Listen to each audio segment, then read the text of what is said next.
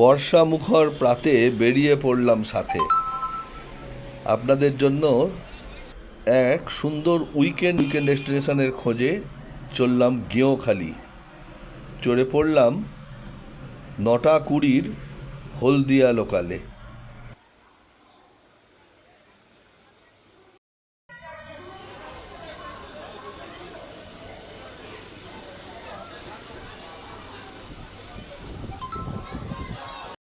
এই মনোরম ওয়েদারে ট্রেন যাত্রার মজা ছাড়লে তো আর চলবে না।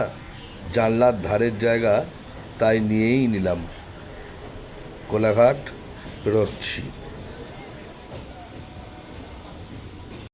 সতীশ সামন্ত হল্ট। চেহারায় বৈশিষ্ট্য আছে, একটু আলাদা। এখানে একটু আলুর চপের সঙ্গে চা খেয়ে রওনা দিলাম আমরা আমাদের গন্তব্য ত্রিবেণী সঙ্গমের উদ্দেশ্যে। টোটোয় চেপে চারিদিকের প্রকৃতির সুন্দর একটা ঘ্রাণ নিতে নিতে আমরা চললাম ত্রিবেণী সঙ্গম।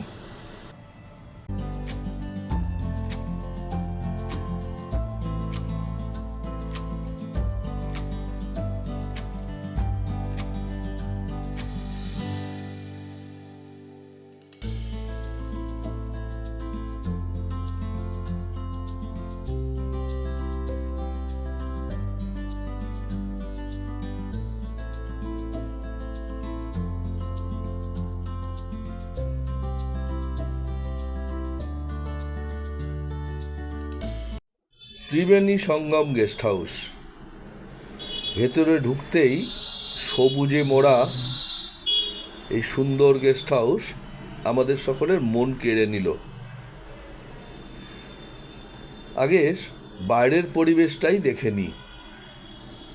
একেবারে সঙ্গমের বলা যেতে পারে ওপরেই এই ত্রিবেণী সঙ্গম গেস্ট হাউস হলদিয়া ডেভেলপমেন্ট অথরিটির প্রপার্টি। আস্তে আস্তে আমরা ঘুরে দেখে নেব এদের এখানকার রুমগুলো এবং চারিপাশের পরিবেশ। হুগলি নদী আর রূপনারায়ণ নদের সঙ্গমস্থলেই এই ত্রিবেণী সঙ্গম গেস্ট হাউস। বৃষ্টির দিনে আজকে যেমন আমরা খুবই লাকি নিজেরা। একদম মেঘলা আকাশ। ঢুকে পড়লাম সঙ্গম গেস্ট হাউসের ভেতরে, রিসেপশন এরিয়া, তারপরেই ডাইনিং। এখানেই খাবার দাবারের ব্যবস্থা, প্রত্যেকটাই এসি। খাবারের অর্ডার দিয়ে দিলাম, আজকে তো উইকডে, যদি না পাওয়া যায়। ধীরে ধীরে সিঁড়ি দিয়ে ওপরে উঠতে লাগলাম। দেখে নি না ওপরের ঘরগুলো কীরকম। ওপরের ঘরের বারান্দা থেকে এই ভিউ, আর সঙ্গে বৃষ্টির অপেক্ষা। আজকে আমরা দেখেই যাব বর্ষায়ের রূপ। আজি ঝড়ো ঝড়ো মুখর বাদর দিনে। আজকের দিনটা সত্যি ভোলবার নয়, অপূর্ব লাগছে। ছবিতে ধরা যায় না এ রূপ। আমরা ওপরে যে ডাইনিং হলটা বা আড্ডা মারার জায়গায় বলতে পারি, সেখান থেকে আর নামতে ইচ্ছে করছে না। এই রূপে মুগ্ধ আমরা। বেশ পরিপাটি করে দেওয়া ভেটকি মাছের ঝাল এবং অন্যান্য পদ দিয়ে আজকে আমাদের মধ্যাহ্ন ভোজন হলো। তারপরে বেরিয়ে পড়লাম রুম ট্যুরে। রুমগুলো এখনো গোছানো হয়নি, সবেমাত্র চেক আউট হয়েছে। তবে পরিষ্কার পরিচ্ছন্ন টয়লেট, এবং প্রত্যেক টয়লেটেই গিজার আছে।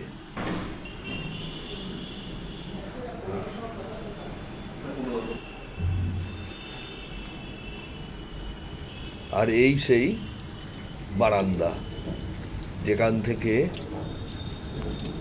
এই প্রকৃতির অপরূপ রূপ আস্বাদন করা যায়।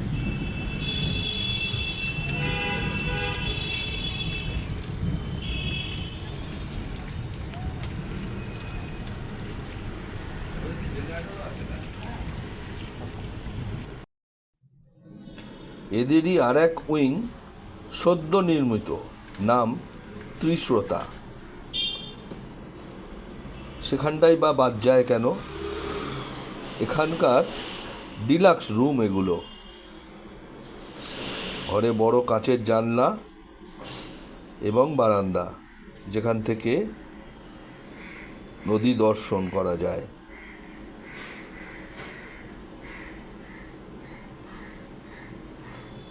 সঙ্গমই দেখছি আমরা রূপনারায়ণ এবং হুগলি নদীর।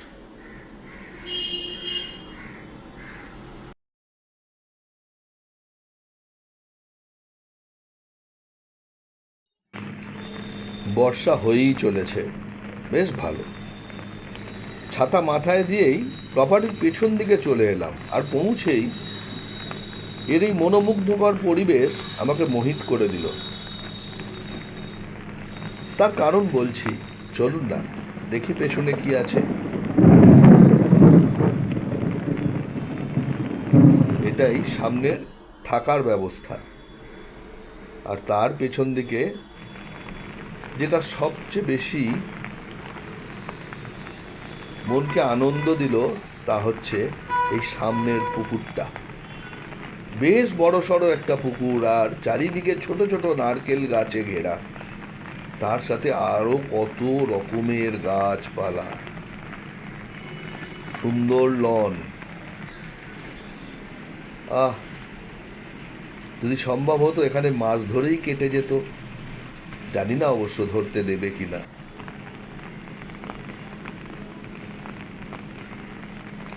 তবে আজ তো আর সময় নেই। এর পুরো আনন্দ নিতে গেলে দল বেঁধে আসতে হবে, অথবা কবিতা লেখার ডায়েরি আর পেন নিয়ে, অবশ্যই যাদের পক্ষে সেটা সম্ভব।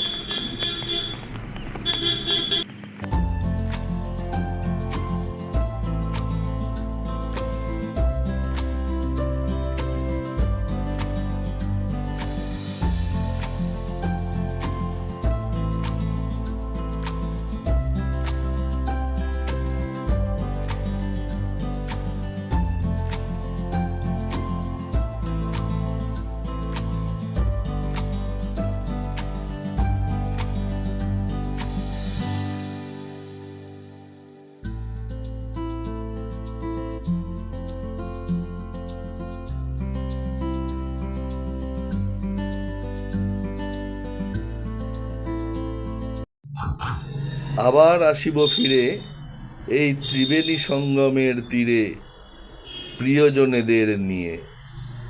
আসতেই হবে, অনেক কিছু বাকি রয়ে গেল তো। বর্গভীমা মন্দির, তাছাড়া মহিষাদল রাজবাড়ি। তবে আজকে তো সময় নেই, আজকে শুধু আপনাদের জন্য ঘুরে গেলাম এই ত্রিবেণী সঙ্গম।